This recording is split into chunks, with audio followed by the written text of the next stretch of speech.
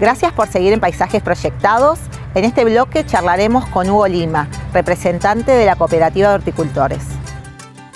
Hola Hugo, bienvenido al programa. Muchas gracias por acompañarnos. Gracias por la invitación. ¿Nos puede contar de qué se trata y cuál es la producción que tiene la Cooperativa de Horticultura?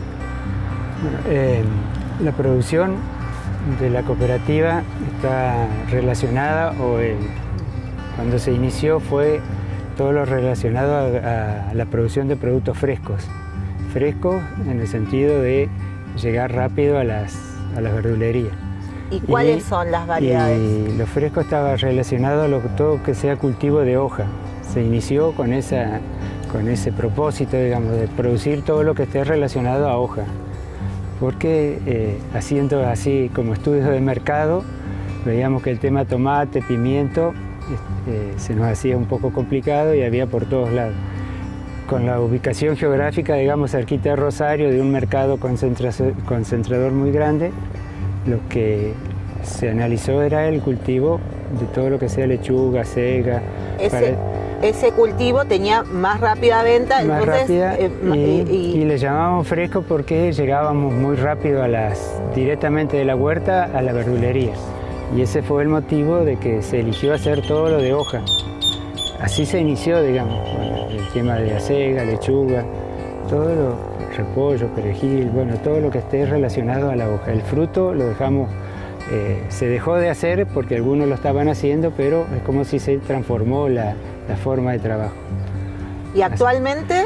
Y actualmente se ha mejorado mucho se ha ido aprendiendo, utilizando otras técnicas, digamos, como la media sombra, para el cultivo de lechuga, sobre todo en verano, nos ha dado muy buen resultado. Después, bueno, una producción de acelga también. La acelga se usa mucho, lo que es rúcula, y se van incorporando a medida que se van, porque no todos los productores tienen mucha experiencia, entonces a medida que se van haciendo los trabajos, es como si se van incorporando, digamos, nuevos productos. ¿Y cuáles son las dificultades que se encontraron con el desarrollo de la huerta? Dificultades pasamos varias, porque cuando nos iniciamos, lo que nos condicionó mucho fue el tema del agua, que teníamos muy poca agua para el riego. Con el tiempo se consiguió el tema del subsidio para hacer toda una instalación de riego y bueno, ya superado eso, bueno, ese fue el principal inconveniente que teníamos. El agua de repente en cualquier huerta o cualquier desarrollo vegetativo es fundamental. Es fundamental, sí. Sin agua directamente no se puede producir porque los periodos de lluvia vienen, pero también están los periodos de carencia de agua que nos obliga a regar. Y los cultivos necesitan, sobre todo el de hoja, necesita un buen caudal de agua, digamos. ¿Cualquier tipo de agua puede ser o el agua o en cualquier...? Digamos, en la zona, digamos, la perforación que hicimos salió un agua de muy buena calidad, sobre todo muy baja prácticamente en sales, que es lo que puede condicionar el cultivo. La excesiva salinidad del agua nos puede condicionar un poco, pero el agua que tenemos a una profundidad de 80 metros fue el pozo semisurgente que se hizo, se logró muy buena calidad de agua. ¿Qué es la horticultura? Etimológicamente proviene del latín hortus, huerto, jardín o terreno acotado. Colere, cultivar. Según la Real Academia Española de la Lengua, huerto es un sitio de poca extensión en el cual se plantan verduras, legumbres y árboles frutales. En conclusión, definimos horticultura como una rama de la agricultura que se orienta al cultivo intensivo de las plantas utilizadas directamente por el hombre o usadas con miras medicinales u ornamentales. En producción de cultivos distinguimos cultivos intensivos y extensivos, cuya diferencia es la cantidad de producción por hectárea para conseguir la mayor rentabilidad. Intensivos, normalmente cultivos hortícolas, y extensivos los cereales o los cultivos herbáceos.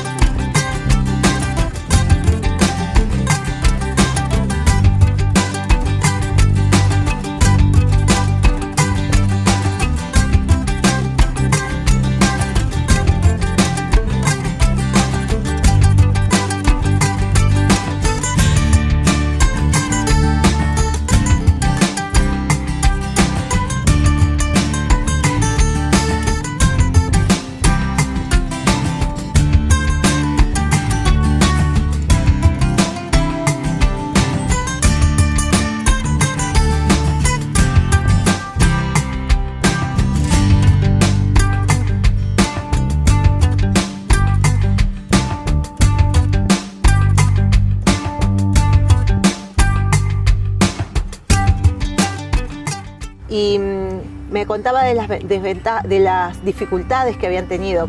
¿Cuáles son? Bueno, las dificultades también, en cierta parte, es la convivencia entre el grupo. Las dificultades para ponerse de acuerdo en qué se va a producir, porque por ahí lo que ellos quieren producir todo lo mismo, pero dificultades que se han ido, con el tiempo se han ido puliendo y nos hemos ido poniendo, haciendo cronogramas de siembra y programando la siembra, más o menos nos estamos, esas dificultades se van obviando, digamos, se van subsanando.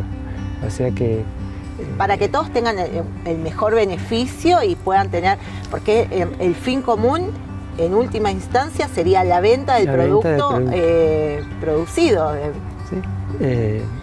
Debido a ver cuando se hacen las cosechas, la siembra, ahí es donde se van dando cuenta de que hay que organizarse y ver, y para no llegar hasta uno mismo saturar el mercado, porque claro, si hacíamos todo, en el caso típico del zapallito, una gran producción, que todo lo quieren hacer, nos llevaba a nosotros mismos a tener dificultad para la colocación. Claro. Entonces, porque en última instancia un mercado saturado no sirve a nadie. Nos bajábamos el precio, nos cruzábamos en la comercialización, entonces se buscaba, esas eran las dificultades que se han ido arreglando, se han ido viendo, como todo. Para un emprendedor novato, para alguien que quiera iniciarse en la huerta, ¿cuáles serían, según su experiencia, los cultivos más fáciles de hacer y cuáles serían los cuidados que debería tener? Para el que recién se inicia, que nosotros lo estamos viendo porque se está incorporando mucha gente joven al producir, y a ellos lo que más les cuesta es decidirse, y lo toman como un trabajo que es bastante pesado. Pero una vez que están adentro de la huerta se van dando cuenta de que no es así. Y el tema para iniciar es buscar siempre los cultivos más sencillos y sobre todo escuchando al que ya tiene un poco más de experiencia, para no cometer los mismos errores. En el caso de los nuevos, ellos también hacen sus propios planteos de cómo hacerlo, bueno, lo hacen, y por ahí hasta nos enseñan a los más viejitos ahí en la huerta, en algunas cosas. Así que es decidirse y tener ganas nada más, es decidirse, dedicarle tiempo. Por día o por semana o por mes, estimativamente, ¿cuánto considera para una huerta que puede tener una huerta personal de una familia? ¿Cuánto es lo mínimo que usted considera que puede llegar a tener en forma jovista como para iniciarse en la actividad de huerta? ¿Cuánto es lo mínimo en tierra y en horas de como persona? Decir, el tema de jovista, si querés hacer huertas con cajones de frutas así, lo podés iniciar, o sea que no tenés un límite de espacio. El que quiere puede hacer una huerta familiar en la casa con unos cajoncitos y la puede hacer. Y va a tener producción. Va a tener producción. Va a poder tener las aromáticas, algunas cebollas, algunas cositas así como para el uso de la casa. O sea que se puede iniciar una huerta como hobby hasta una extensión que no tendría límite, depende de la capacidad. ¿Y para una familia tipo de 4 personas? Con alrededor de 100 metros cuadrados, 10 por 10 podés iniciar la huerta. Ajá. Y después, bueno, hasta 500, 600 metros, depende de la dedicación que le vas a hacer. Por eso digo, no hay un límite mínimo, porque podés tener 1 hectárea y utilizar 100 metros. Claro, para 100 metros cuadrados, como usted dijo, 10 por 10, que pueda desarrollarse la para huerta. una huerta. ¿Cuánto tiempo tipo... usted considera más o menos que puede dedicarle una persona? Y no es mucho el tiempo. Si lo hace con constancia, a lo mejor con 2 horas por día en esa superficie la puede mantener y trabajarla bien. Porque hoy hay muchas técnicas, digamos, para utilizar, como en el tema de la siembra, ya las siembras directas por plantines, ya la siembra directa casi no se usa todo por trasplantes. Entonces se gana mucho tiempo. Y con el manejo de maleza también, al ser pequeña, no. El tema de la constancia, de todos los días dedicarle un rato. Si no, una vez por semana no funciona. No, y la huerta no se lo agradece. No. ¿Y usted qué mensaje le daría a las personas que tienen ganas de emprender una huerta, pero están como indecisos porque piensan que es mucho trabajo, que no van a tener, o que es muy difícil, pero a su vez uno tiene ganas de tener su propia producción, de cortar algo y poder llevarlo a la mesa? Y lo fundamental es tener ganas de llevar algo. En el caso de la huerta tipo familiar, es de saber lo que estás consumiendo, saber cómo lo hiciste, haberlo logrado vos con el mismo esfuerzo del trabajo. Eso es lo fundamental en una huerta tipo familiar, que sabés que lo que estás consumiendo lo produciste, fuiste vos capaz de hacerlo. Entonces eso te lleva todavía a incentivarte más a producir. Y después ganas y constancia en lo que se hace, porque digamos, no es la huerta de la pala de antes, que se hacía todo a pala, esfuerzo. Hoy, como te decía, hay muchas herramientas, muchas cosas que te ayudan mucho a lograr esas producciones. Y a facilitar el trabajo. Y a facilitar el trabajo, sobre todo a facilitar el trabajo, hasta usando pequeñas mangueras de riego caseras o con las cintas de riego por goteo, te ayudan y te dan una mano a facilitar, sobre todo a facilitar el trabajo. Y en la parte extensiva, como la hacemos nosotros, con todo el equipamiento y maquinarias que hay, ayuda muchísimo. Se ahorra mucho el esfuerzo físico, digamos, del trabajo. Claro. Así que... Bueno, Hugo, muchísimas gracias por acompañarnos. Ha sido un placer.